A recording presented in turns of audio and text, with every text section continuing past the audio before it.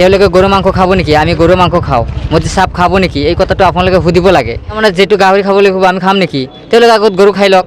তেওঁলোকে যিটো কাপোৰ পিন্ধিব, যিটো গেৰুৱা কাপোৰ পিন্ধে, আমি গেৰুৱা কাপোৰ পিন্ধিম নেকি? আমি পাঞ্জাবী পিন্ধোঁ, আমি টুপি লগাওঁ, দাড়ি কাটো।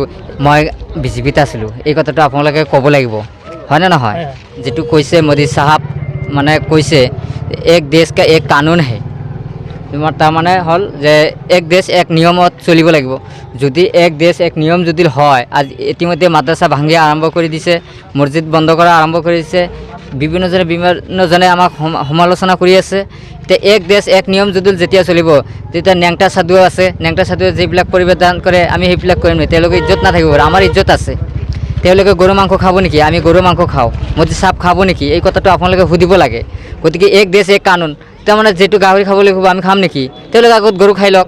তেওঁলোকে যিটো কাপোৰ পিন্ধিব, যিটো গেৰুৱা কাপোৰ পিন্ধে, আমি গেৰুৱা কাপোৰ পিন্ধিম নেকি? আমি পাঞ্জাবী পিন্ধোঁ, আমি টুপি লগাওঁ, দাড়ি কাটো।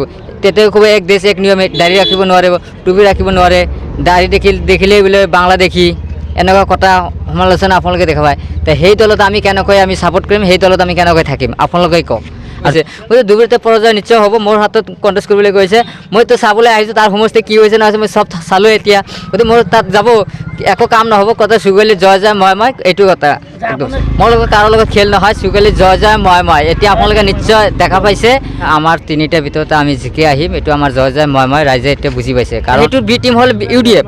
UDF কি হৈছে, আমিনুল বিধায়ক হয় নে নহয়? ডিং সমষ্টি তেওঁলোকে বিধায়ক হয়, তেওঁলোকে সাংসদ খেলাৰ কি যুক্তি আছে? তে খেলিব নালাগে নহয়। তেওঁলোকে বিধায়ক বনাইছে তো ৰাইজৰ কামৰ কাৰণে ৰাইজে বনাইছে, ইয়াত আৰু কি কথা আছে?